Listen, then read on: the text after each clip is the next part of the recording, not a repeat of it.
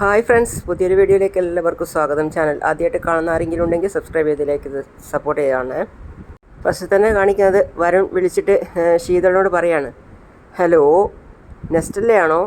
അയ്യോ, എൻ്റെ പേര് ശീതൾ എന്നാണ്. തനിക്ക് ശീതൾ എന്ന പേരിനേക്കാളും നെസ്റ്റല്ല എന്ന പേരാണ് ചേരുന്നത്. എന്ത് പറ്റി? ഒറ്റ റിങ്ങിൽ തന്നെ ഫോൺ എടുത്തല്ലോ. ഈ കോളിന് വേണ്ടി എത്ര നേരമായിട്ട് ഞാൻ കാത്തിരിക്കാമെന്നറിയോ? അതാ കോള് വന്ന ഉടനെ എടുത്തത്. ഒന്ന് പോയേ അവിടുന്ന്, ഞാനിതൊന്നും വിശ്വസിക്കില്ല. അല്ല, സത്യമായിട്ടും പറയാം, കുറച്ച് നേരമായിട്ട് എൻ്റെ മനസ്സ് നമ്മുടെ കൊച്ചിൻ്റെ കോള് വരാനുള്ള സങ്കടമായിരുന്നു. എന്താ, നമ്മുടെ കൊച്ചോ? അതെ, എൻ്റെ കൊച്ചി എന്നൊന്നും ഞാൻ പറഞ്ഞില്ലല്ലോ. നമ്മുടെ കൊച്ചി എന്ന് പറഞ്ഞാൽ എന്താ തെറ്റ്? സംസാരിച്ച് പിടിച്ചു നിൽക്കാൻ നല്ല മിടുക്കല്ലേ? രണ്ടുപേരും ചിരിക്കുകയാണ്. അപ്പോൾ അവൻ ചോദിക്കുകയാണ്, എന്താ ഈ സമയത്ത് പതിവില്ലാതെ ഒരു കോൾ? ഏയ്, ഞാൻ വെറുതെ വിളിച്ചെന്നേ ഉള്ളൂ. അല്ലല്ലോ, എന്തോ ഒന്ന് ഉണ്ടെന്ന് തൻ്റെ മനസ്സ് പറയുന്നല്ലോ. വരുൺ അത് മുഖവുരയൊക്കെ മാറ്റി വെച്ചിട്ട് കാര്യം എന്താണെന്ന് വെച്ചാൽ പറ. ശരാ, ഇപ്പം ഞാൻ വല്ലതും ചോദിക്കാൻ പോയിട്ട് തെറ്റിദ്ധരിക്കുമോ? കാര്യം എന്താണെന്ന് പറയടോ. വരുൺ അത് അപ്പോഴേക്കും രാജേശ്വരി വിളിക്കുകയാണ്, ശാലിനി. വരുൺ അത് ശാലിനി, എടി ശാലിനി. ശരി എന്നാ, എന്നെ ചെറിയമ്മ വിളിക്കുന്നുണ്ട്, ഞാൻ പിന്നെ വിളിക്കാം. ചെറിയമ്മ വീണ്ടും ചോദിക്കുകയാണ്, ശാലിനി നീ എവിടെയാ ഉള്ളത്? ശീതൾ, അവർ വേറെന്തോ പേരാണല്ലോ വിളിച്ചേ. ഓ, അപ്പം ശീതൾ എന്നല്ല വിളിച്ചതെന്ന് ഉറപ്പായി. സി എന്നോ മറ്റോ. ചെറിയമ്മ പിന്നെ എൻ്റെ ഒറിജിനൽ പേര് വിളിക്കുക. കേൾക്കട്ടെ, bye bye bye bye. Sheetal. അപ്പോഴത്തേക്കും ഫോൺ കട്ട് ചെയ്തു. അപ്പോൾ ശീതൾ ഒറിജിനൽ പേരല്ല, എന്നാലും ശീതളിനേക്കാളും നെസ്റ്റല്ല തന്നെയാണ് നല്ല പേര്. എന്തായാലും ഞാൻ നെസ്റ്റല്ല എന്ന് തന്നെ സേവ് ചെയ്തേക്കാം. ഈ ശാലിനി ഇതേ വരുന്നു ചെറിയമ്മേ. അതേസമയം നീലനും ഡക്കും നന്നായി കുടിക്കുകയാണ്. അതായത് ഇന്ദുമതിയുടെ ആ സംസാരം കേട്ടിട്ട് നീലന് വല്ലാത്ത വിഷമം തോന്നി. അതുകൊണ്ട് നന്നായിട്ട് കുടിക്കുകയാണ്. അപ്പോൾ ഡക്ക് പറയാണ്, എടാ നീല, പതുക്കെ കുടിക്കടാ. ഡക്കേ, ഒരു ബിയർ കൂടെ കിട്ടുമോ? എടാ നീല, എപ്പോഴും നമ്മൾ 3 ബിയറിലേ വാങ്ങാറുള്ളത്. 1.5 നിനക്ക്, 1.5 എനിക്ക്. എന്നിട്ടിപ്പോൾ 1 എനിക്ക്, 2 നിനക്ക്. നിനക്ക് 2 വേണം എന്ന് പറഞ്ഞത് കൊണ്ട് ഞാൻ എൻ്റെ അരയും കൂടി എടുത്ത് നിനക്ക് തന്നില്ലേടാ. ഇനിയും മതിയായില്ല എന്ന് പറഞ്ഞാൽ ഞാൻ ഈ സമയത്ത് എവിടെ പോയി വാങ്ങാനാടാ? കടയൊക്കെ എപ്പോഴേ അടച്ചു കാണും. ശരി എന്നാ, ഞാൻ അപ്പോൾ കിടക്കാൻ പോന്ന. നിൽക്ക്, ഞാനിതൊന്ന് തീർത്തോട്ടെ. പതിയെ വാടാ, എനിക്ക് മനസ്സിന് തീരെ സുഖമില്ല. എടാ നീലകണ്ഠ, നിൽക്കടാ. എടാ നീലകണ്ഠ, ഒച്ച വെച്ച് മാമി എങ്ങാനും എഴുന്നേറ്റ് വന്നാൽ ചക്ക വെട്ടിയിട്ടതുപോലെ കിടക്കുന്നു ഒരു ചക്ക മടൽ. പായസം നല്ല കടത്തോറക്കായിരുന്നു. അയ്യോ അയ്യോ അയ്യോ എന്ന് പറഞ്ഞ് പായസം പെട്ടെന്ന് എഴുന്നേൽക്കാണ്. അപ്പോഴേക്കും അവൻ പറയാണ്, വേറെ ആരുമല്ല, ഇത് ഞാനാണ്, ഡെക്കാണ് എന്ന്. അപ്പോഴേക്കും നീലനും വന്ന് അവിടെ കിടക്കുകയാണ്. അപ്പോഴാണ് അമ്മ അകത്തു നിന്നും ഓടി വന്നത്. പായസം മൂക്കുമുട്ടം കുടിച്ചിട്ട് കിടന്ന് വന്നിട്ട് എന്നിട്ട് പറയുന്നത് കേട്ടില്ലേ എന്ന് പറയാണ് ഡക്ക്. അപ്പോഴേക്കും വാസന്തി അമ്മ വന്നിട്ട് പറയാണ്, നീല, നിന്നോട് എനിക്കൊരു കാര്യം പറയാനുണ്ട്. എന്തായാലും നാളെ പറയാം. എന്തായാലും നാളെ നേരം വെളുത്തിട്ട് പറയാം. പോയി കിടന്ന് ഉറങ്ങാൻ നോക്ക്, ചെല്ല്. പറ്റില്ല നീല, ഇന്ന് തന്നെ എല്ലാത്തിനും ഒരു നീക്കുപോക്ക് ഉണ്ടാവണം. അയ്യോ, നീലൻ എന്തൊക്കെയോ പിച്ചുമ്പേ പറയാണ്. ഇപ്പോൾ എനിക്ക് കേൾക്കാൻ താല്പര്യമില്ല. അപ്പോൾ ഡക്ക് പറയാണ്, മാമി നാളെ കാലത്ത് പറയാം. നീ മിണ്ടാതിരിക്കെ. എൻ്റെ തല പോകുന്ന കാര്യം പറയാനാ മാമി മരുവോളിപ്പോൾ വന്നിരിക്കുന്നത്. തല പോകുന്ന കാര്യം തന്നെയാടാ. ഇപ്പം തന്നെ സംസാരിച്ച് ഒരു നീക്കുപോക്ക് ഉണ്ടാക്കണം. എന്നായിക്കോട്ടെ, കാര്യം എന്താന്ന് പറ. ഇന്ന് നീ ഇന്ദുമതിയെ വല്ലതും കണ്ടായിരുന്നോ? പായസം മനസ്സിൽ ചിന്തിക്കുകയാണ്. അവളെന്തിനാ ഇവനെ കാണുന്നേ? പറയുന്നില്ല. ഇന്ദുമതിയെ കണ്ടിട്ട് അവൾ എന്താ പറഞ്ഞേ? വല്ലതും പറയണമായിരുന്നോ? എന്തോ പറഞ്ഞിട്ടുണ്ടാവും എന്ന് ഉറപ്പാ. പറഞ്ഞു. അതിനെക്കുറിച്ച് തന്നെയാണ് എനിക്കും സംസാരിക്കാനുള്ളത്. എന്നോട് എന്തോ ഒന്ന് സംസാരിച്ചു എന്ന് പറഞ്ഞ ഇന്ദുമതി ഉത്തരം എന്താണെന്നും ഇവിടെ പറഞ്ഞിട്ടുണ്ടാവുമല്ലോ. അത് കേട്ടപ്പോൾ മാമി രാധിയെ നോക്കുകയാണ്. ഇനി എന്തൊക്കെ പ്രശ്നങ്ങൾ ഉണ്ടായാലും ഈ നീലകണ്ഠന് രാധിയെ കെട്ടാൻ പറ്റത്തില്ല. അതിനി ആരെയും മൂപ്പിച്ച് ഇങ്ങോട്ട് വിടണ്ട. അത് കേട്ടതും രാധി ഷോക്കടിച്ചതുപോലെയായി. രാധി മാമിയെ നോക്കുകയാണ്. മാമി പൂർണ്ണയെ നോക്കുകയാണ്. എൻ്റെ കല്യാണ കാര്യത്തിൽ തീരുമാനമെടുക്കാൻ ഞാൻ ആരെയും ഏൽപ്പിച്ചിട്ടും ഇല്ല. അതുകൊണ്ട് ഇതും പറഞ്ഞുകൊണ്ട് നീ എൻ്റെ അടുത്തേക്ക് വരണ്ടാന്ന് ഞാൻ അവളോട് പറഞ്ഞൊന്നും അവൾ പറഞ്ഞില്ലേ? ഇതാ ഈ പെണ്ണുങ്ങളുടെയൊക്കെ ഒരു കാര്യം. എൻ്റെ അമ്മ ഏൽപ്പിച്ച ദൂതുമായിട്ട് വന്നവൾ ഞാൻ പറഞ്ഞ കാര്യവും കൂടി ഇവിടെ തിരിച്ച് പറയണമായിരുന്നു. കേട്ട് ഡക്ക് പറയാണ്, പറയണമായിരുന്നു, പക്ഷെ പറഞ്ഞില്ല. അതാണ്, പറയണമായിരുന്നു അമ്മേ. അമ്മേ, ദേ ഇന്നും ഇന്നലെയല്ലല്ലോ ഈ പീക്കിരിപ്പെണ്ണിനെ കെട്ടിക്കോ കെട്ടിക്കോ എന്ന് പറഞ്ഞ് അമ്മ എൻ്റെ പിറകെ നടക്കുന്നു. ഞാനും പലവട്ടം പറഞ്ഞു, ഈ രാധികയെ കല്യാണം കഴിക്കാം എന്നൊക്കെ പറഞ്ഞാൽ അതെനിക്ക് സ്വപ്നത്തിൽ പോലും ചിന്തിക്കാൻ പറ്റില്ല. അവൾക്ക് ചേരുന്ന നല്ലൊരു ചെക്കനെ കണ്ടുപിടിച്ച് അമ്മ തന്നെ അവളെ അങ്ങ് കെട്ടിച്ചു കൊടുക്ക്. രാധി പറയാണ്, എനിക്കത് വേണ്ടെങ്കിലോ? വേണ്ടെങ്കിൽ വേണ്ട, പൊരയും നിറഞ്ഞ് അവിടെ നിന്നോ. എടാ, എന്ത് കുറവുണ്ടായിട്ടാണ് നീ രാധികയെ വേണ്ടെന്ന് പറയുന്നേ? അമ്മേ, ദേ നിൽക്കുന്ന എൻ്റെ കുഞ്ഞനിയത്തി പൂർണിമയും ഇവളും തമ്മിൽ ഞാൻ ഒരു വ്യത്യാസവും കാണുന്നില്ല. ഇതുങ്ങൾ ഉണ്ടായപ്പോൾ തൊട്ട് എത്ര എടുത്ത് വളർത്തിയിട്ടുള്ളവനാ ഞാൻ. പൂർണിയെപ്പോലെ തന്നെ രാധിയും നമ്മുടെ വീട്ടിൽ വളർന്ന കുട്ടിയല്ലേ. എന്നിട്ട് ഇപ്പം വന്നിട്ട് ദേ വളർത്തി വലുതാക്കിയവനെ തന്നെ കെട്ടാൻ പറഞ്ഞാൽ അത് എവിടെ നടക്കും അമ്മേ? എനിക്കത് ചിന്തിക്കാൻ പോലും പറ്റില്ല. ദയവ് ചെയ്ത് ഇനി ഇതും പറഞ്ഞ് എൻ്റെ മുന്നിൽ വരല്ലേ. ഇന്ന് നീ തീരുമാനിച്ചാൽ പിന്നെ ഞാനെന്തിനാ ഇവിടെ ഇരിക്കുന്നേ? ഇനി ഞാനിപ്പോൾ പറയുന്നത് കേട്ടോ. എത്ര ജന്മം എടുത്താലും നിന്നെ കല്യാണം കഴിക്കാൻ ഞാൻ തിരഞ്ഞെടുത്ത പെൺകുട്ടി ഇവളാ. ഇവളെ മാത്രം കല്യാണം കഴിച്ച് നീ ജീവിച്ചാൽ മതി. എൻ്റെ കൊക്കിൻ ജീവനുണ്ടെങ്കിൽ നീ ഇവളെയല്ലാതെ മറ്റൊരാളെ കല്യാണം കഴിക്കില്ല. പറഞ്ഞില്ലെന്ന് വേണ്ട. ഇനി നിന്റെ മനസ്സിൽ വേറെ വല്ല മോഹമുണ്ടെങ്കിൽ അതങ്ങ് കളഞ്ഞേക്ക്. നടക്കില്ല അതൊന്നും. ഞാൻ കല്യാണം കഴിച്ചാലല്ലേ പ്രശ്നമുള്ളൂ. അവസാനം വരെ ഞാൻ ഇങ്ങനെ ബ്രഹ്മചാരിയായിട്ട് ജീവിതം അവസാനിപ്പിച്ചേക്കാം. ഒന്നുറങ്ങാനും സമ്മതിക്കില്ല എന്ന് വെച്ചാൽ ഞാൻ പോവുക എന്ന് പറഞ്ഞ് വിരിപ്പൊക്കെ എടുത്ത് പുറത്തേക്ക് പോവാണ്. എടാ നീലകണ്ഠ, നിൽക്കടാ അവിടെ. ഇല്ല, എനിക്ക് പറ്റില്ല ഇവിടെ. വളർത്തി വലുതാക്കിയതിൻ്റെ കണക്കും പറഞ്ഞ് ബാക്കിയുള്ളവരെ വിഷമിപ്പിക്കാൻ. എടാ നീല, നിൽക്കടാ അവിടെ. നിൽക്ക്, ഈ പായ കൂടി എടുത്തുകൊണ്ട് പോടാ. എന്താ മാമി ഇത്, സമാധാനത്തോടെ ഒന്നും ഉറങ്ങാൻ പറ്റില്ലെന്ന് പറഞ്ഞാൽ? നീ ആരെയും കെട്ടണ്ടടാ അളിയാ, നീ എന്നെ കെട്ടിയാൽ മതി. ഡക്ക് പറയാ. രാധി പറയാണ്, നീലേട്ടൻ പറഞ്ഞിട്ട് പോയത് കേട്ടില്ലേ മാമി, നീ വിട്. അവനവിടെ പറഞ്ഞുകൊണ്ടിരിക്കുകയോ, അവനെ എങ്ങനെ സമ്മതിപ്പിക്കണമെന്ന് എനിക്കറിയാം. പിന്നെ കാണിക്കുന്നത് ഷാലു മനസ്സിൽ ചിന്തിക്കുകയാണ്, ആൾക്കൊരു മെസ്സേജ് ഇങ്ങോട്ട് അയച്ചാൽ പോരെ. ഞാനിപ്പോൾ അയച്ചു കഴിഞ്ഞാൽ ഇവൾക്കെന്താ രാത്രി ഉറക്കമോ ഇല്ലോ എന്ന് വിചാരിച്ച് എന്നെ കളിയാക്കില്ലേ. അവസാനം ഗതികെട്ട് അവൻ തന്നെ മനസ്സിൽ ചിന്തിക്കുകയാണ്, ഒരു മെസ്സേജ് അയക്കാം അല്ലേ. എന്തായാലും ഒന്ന് അയക്ക് തന്നെ, ഷാലു മനസ്സിൽ ചിന്തിക്കുക.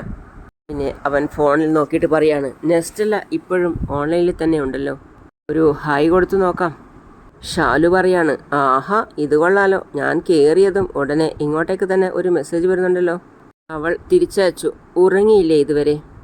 അവൻ തിരിച്ചയക്കാണ്, ഇല്ല ഉറക്കം വരുന്നില്ല. പിന്നെ പറ. എന്ത് പറയാനാ, അത് കള്ളം. ഇങ്ങോട്ട് വന്നിട്ട് ഒന്നും പറയാനില്ല എന്ന് പറയുന്നു. അല്ല, അത് ഞാൻ ചുമ്മാ ഫോൺ എടുത്ത് നോക്കിയപ്പോൾ താൻ ഓൺലൈനിലുണ്ട്, എന്തെങ്കിലും ഒന്ന് പറയണമെന്ന് തോന്നി, അതുകൊണ്ടൊരു ഹായ് വിട്ടു. അത്രയേ ഉള്ളൂ. അങ്ങനെ രണ്ടുപേരും ഓൺലൈനിൽ ഫോണിൽ ഓരോന്നും ചാറ്റിക്കൊണ്ടിരിക്കുകയാണ്. എന്നാൽ ഞാനൊരു സത്യം പറയട്ടെ. പറഞ്ഞോളൂ. എന്നാൽ ഞാൻ വരുണിന് മെസ്സേജ് അയക്കാൻ പോകുമ്പോഴാണ് വരുണിൻ്റെ മെസ്സേജ് ഇങ്ങോട്ട് കിട്ടിയത്.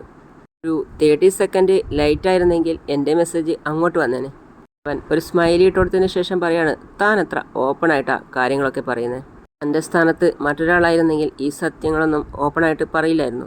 ഇതേതാ ലൈന് ഇങ്ങനെ മെസ്സേജ് അയക്കുന്നു എന്ന് പറഞ്ഞ് നമ്മളെ കുറ്റക്കാരനാക്കിയനെ. കൊള്ളാം, തൻ്റെ ഈ സത്യസന്ധത എനിക്കിഷ്ടപ്പെട്ടു. താൻ പൊളിയാടോ. വരുൺ എന്നോടും സത്യസന്ധമായിട്ടല്ലേ നിൽക്കുന്നേ. ഇങ്ങനെ നിൽക്കുന്ന ഒരാളോട് ഞാനെന്തിനാ മോശമായിട്ട് നിൽക്കുന്നേ? അതിൻ്റെ ആവശ്യമില്ലല്ലോ.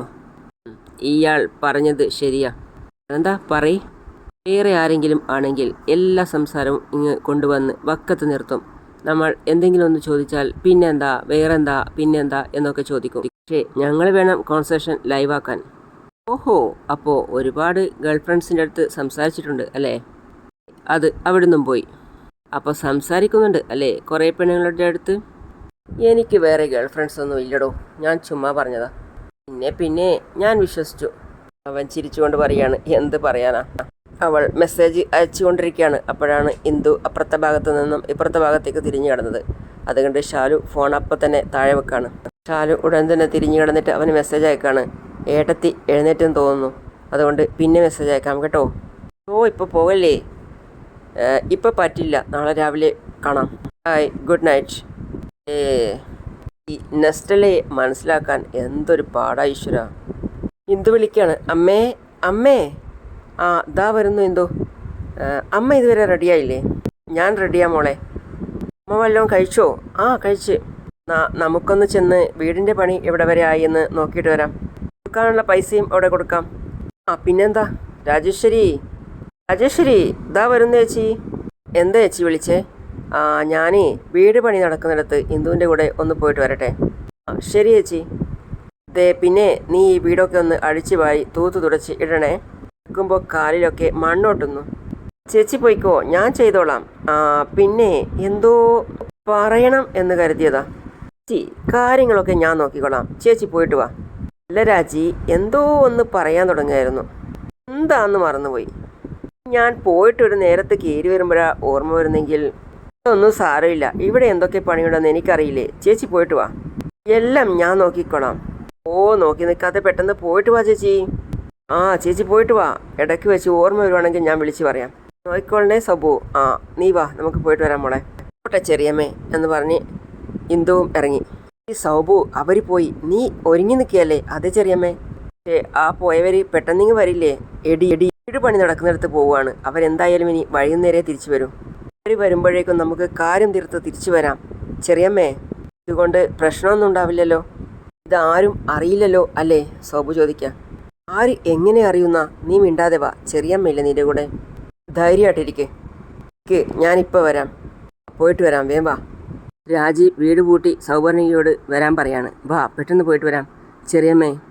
എന്താടി? ഒത്തിരി താങ്ക്സ് ചെറിയമ്മേ. അത് വിട്, ഞാനുള്ളപ്പോൾ നീ എന്തിനാ വിഷമിക്കുന്നേ? വാ പെട്ടെന്ന് വാ.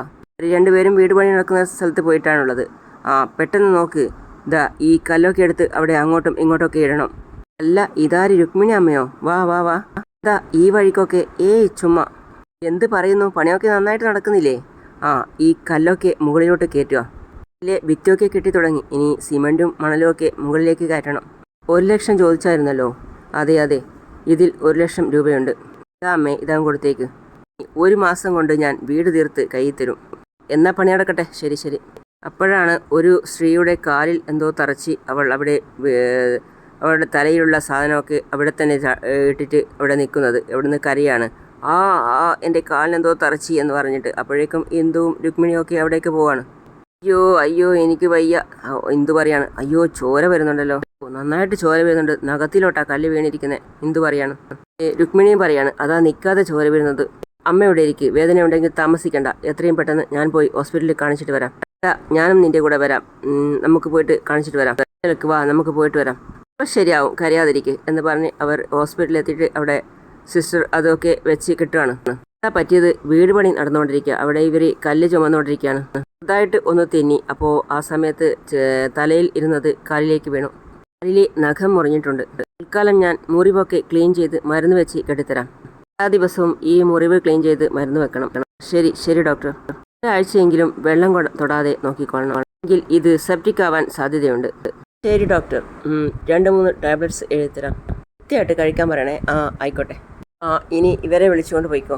ഇന്ദു അവരെ ഇറക്കിയിട്ട് ഹോസ്പിറ്റലിൽ നിന്ന് തിരികെ വരികയാണ്. അപ്പോഴാണ് രാജേശ്വരിയും സൗവർണികയും അങ്ങോട്ടേക്ക് ഓട്ടോ നിർത്തിയിട്ട് കയറിപ്പോകുന്നത്. അപ്പോൾ സൗവർണിക പറയാണ്. ചെറിയമ്മേ, എനിക്ക് നല്ല പേടിയുണ്ട്. എടി, എന്താ ഇത്?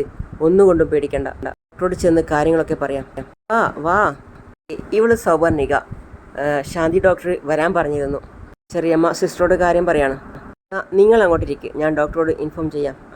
ഓട്ടെ, വാ മോളെ. സൗവർണിക രാജേശ്വരിയുടെ കൈ പിടിച്ചിട്ട് പറയാണ്. പേടിയാവുന്നു ചെറിയമ്മേ. എടി, ഇനി എന്തിനാ പേടിക്കുന്നത്? നിങ്ങളാണോ സൗവർണിക? അതെ. അബോർഷൻ കേസ് നിങ്ങൾ തന്നെയല്ലേ? അതെ. ഞാനൊരു ഫോം തരാം. ഫോം ഫില്ല് ചെയ്ത് സൈൻ ചെയ്ത് തരണം. 1 മിനിറ്റ്. ഈ ഫോം നന്നായി വായിച്ച് നോക്കിയിട്ട് ഈ ഫോമിലെ എല്ലാ കോളങ്ങളും ഫില്ല് ചെയ്ത് തരണം. സൗവർണിക ആ ഫോം വാങ്ങിച്ചിട്ട് എല്ലാം ഫില്ല് ചെയ്യാണ്. ചെറിയമ്മേ, ഇതിൽ അഡ്രസ്സ് ചോദിക്കുന്നുണ്ടല്ലോ. നമ്മുടെ വീട്ടിൻ്റെ അഡ്രസ്സ് കൊടുക്കണോ? വേണ്ട, നീ വേറെ ഏതെങ്കിലും അഡ്രസ്സ് കൊടുത്തോളൂ. എന്തായാലും വന്ന് അന്വേഷിക്കാനൊന്നും പോകുന്നില്ലല്ലോ. അതേ സമയത്താണ് ഇന്ദു പുറത്തേക്ക് വരുന്നത്. അഡ്രസ്സും ഫോൺ നമ്പറും എല്ലാം മാറ്റി എഴുതിയാൽ മതി. ഇന്ദുമതി ആ സ്ത്രീയോട് പറയാണ്. ചേച്ചി സ്റ്റെപ്പ് ഇറങ്ങണ്ട, ഞാൻ പോയി ഓട്ടോ ഇങ്ങോട്ടേക്ക് കൊണ്ടുവരാം. എന്നിട്ട് അതിൽ കയറിയിട്ട് പോകാം. അപ്പോഴാണ് സിസ്റ്റർ പേര് വിളിക്കുന്നത്. സൗവർണിക. അത് കേട്ടതും ഇന്ദുമതി തിരിഞ്ഞു നോക്കുകയാണ്. ഇന്ദുമതി ഷോക്കടിച്ചതുപോലെയായി സൗവർണികയുടെ പേര് സിസ്റ്റർ വിളിക്കുന്നത് കേട്ടിട്ട്. അങ്ങനെയാണ് ഇന്നത്തെ ഭാഗം അവസാനിക്കുന്നത്. അടുത്ത പുതിയ വിശേഷമായിട്ട് വീണ്ടും കാണാം. See you all.